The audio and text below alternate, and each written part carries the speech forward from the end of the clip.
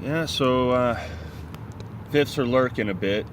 It's 2 on a Saturday, 2 in the afternoon, uh, in an area of town where you think fifth traffic would be the only traffic because everyone else has better things to do than hang out here.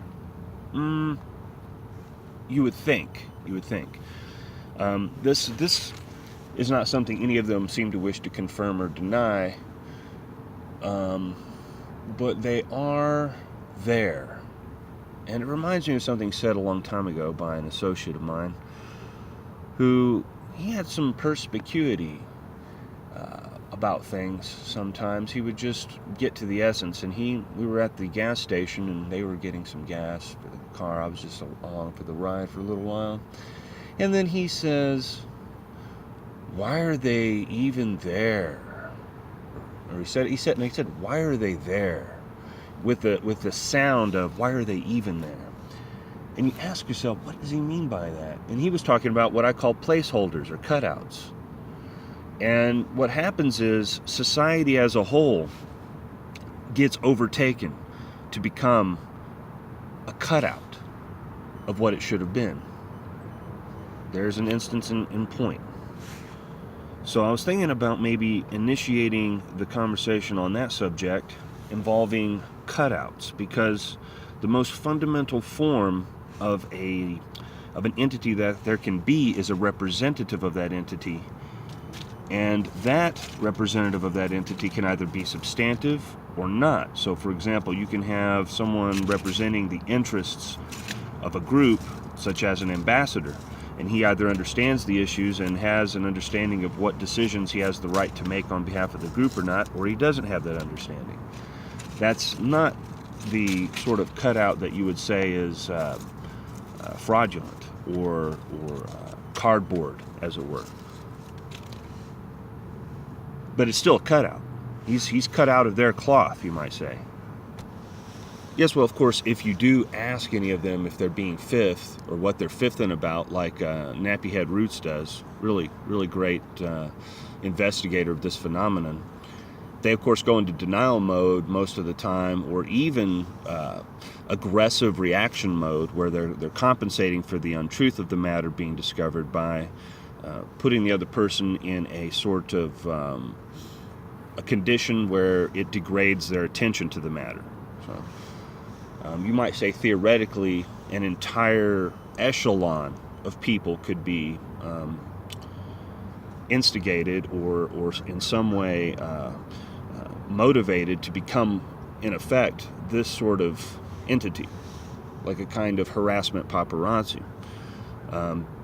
It could be done by various mechanisms and schemes to make the effect similar to such a thing without it seeming like such a thing to the participants. In fact, to either group of participants. The group being motivated to do the deed, and the group whose attention to the matters that they would otherwise be aware of or attend to is being degraded strategically by such distraction efforts. That could be in one of the most fundamental forms of a sort of cutout that if you tried to investigate it, its response would be to intensify whatever it does. So it would be like a resistance element in a circuit. You could look at it as a kind of basic and very fundamental property of a circuit of fifth activity, or any activity involving influence. So it could actually be recognized as a subset of what people are doing just to acquire influence. But it's subversive influence. It'd be similar to in an argument, instead of hearing out the other person's argument and creating an argument which you believe points out its contradictions or its irrelevance to the point or whatever. Instead of that, you just interrupt them by pointing a gun in their face. So it would be a similar sort of tactic. And the funny thing is, I was just talking about the concept of maybe I should invite the fifths. I mean, they're swarming around so much. Hey, y'all are fifth.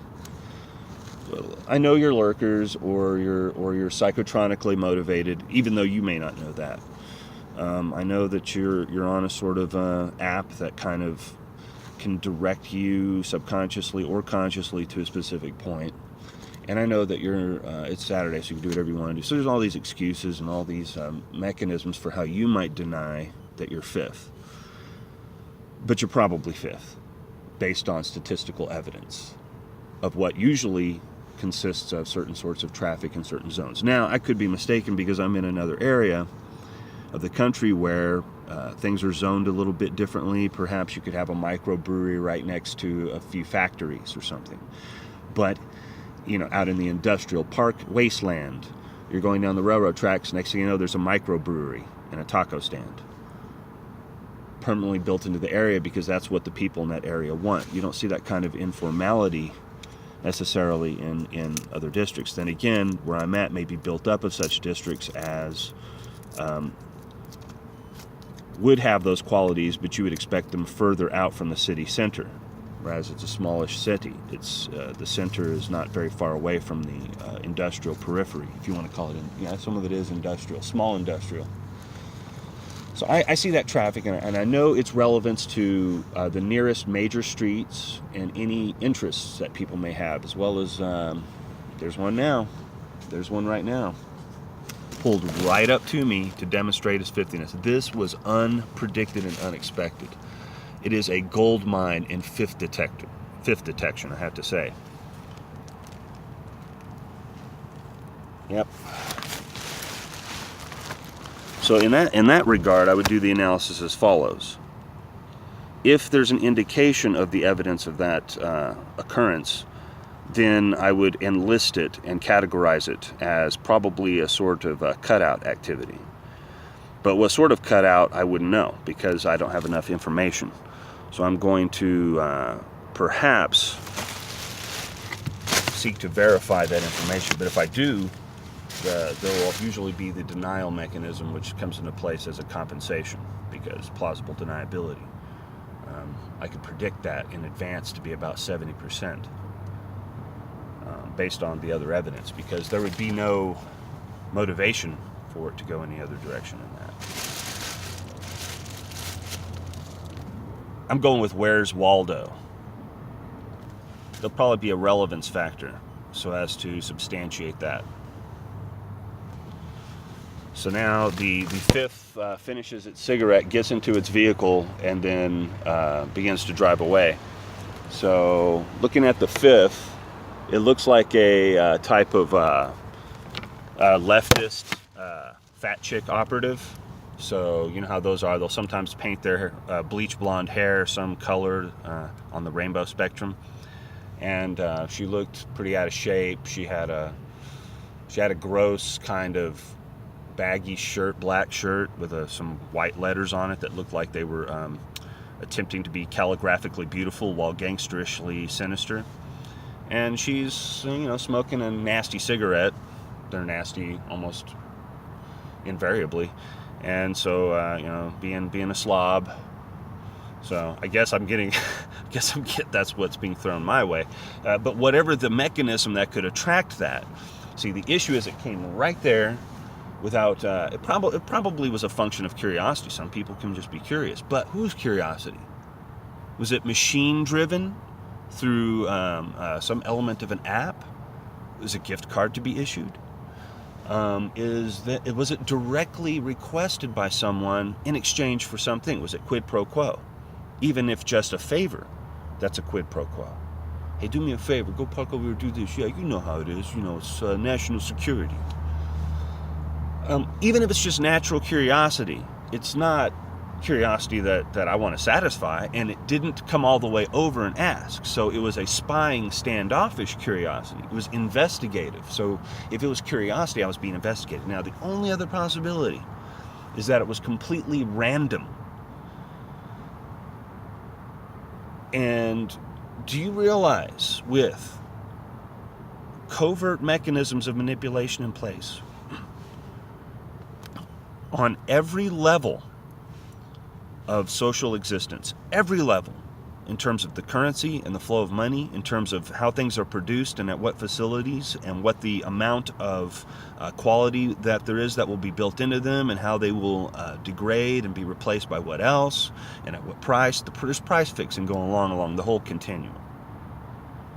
especially the housing industry. It's a rent game. You can just look at how these things are structured.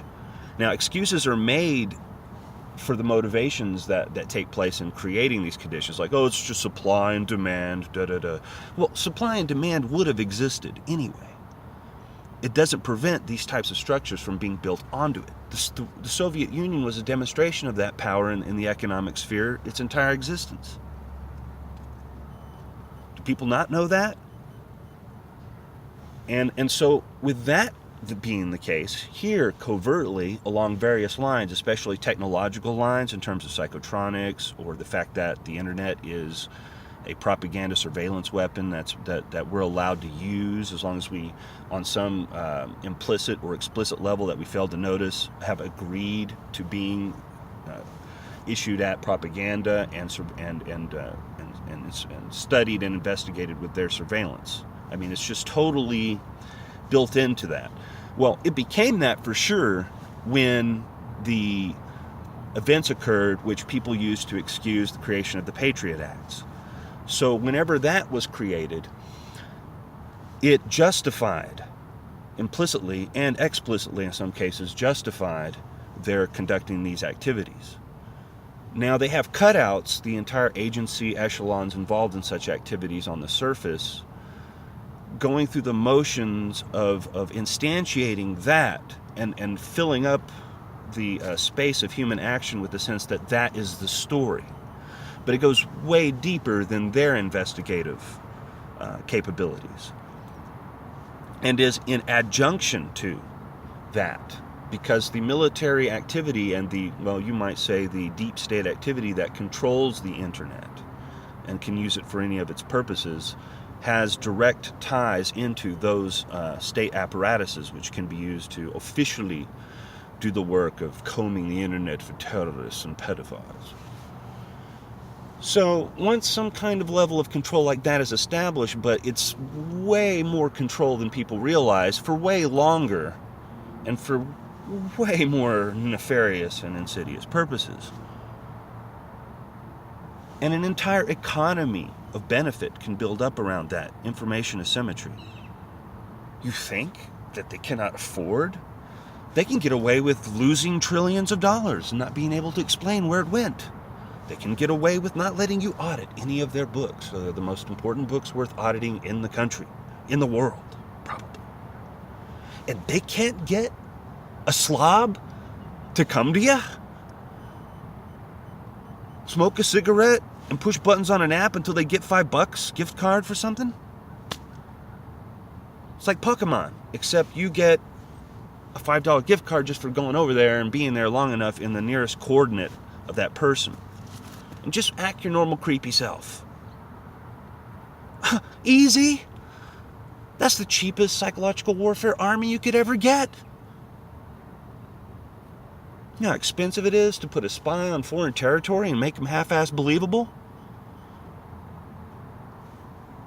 $5 gift card for a slob. Mission accomplished. Infiltration occurred. Unsettling effects were issued to the targeted person.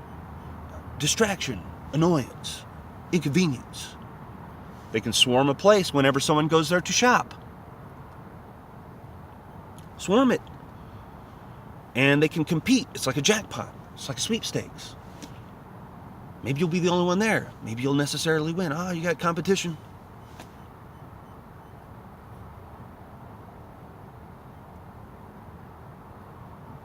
Whose money are they throwing at it? Their own hard-worked money because they lay bricks? Or do janitorial work? Or waiters?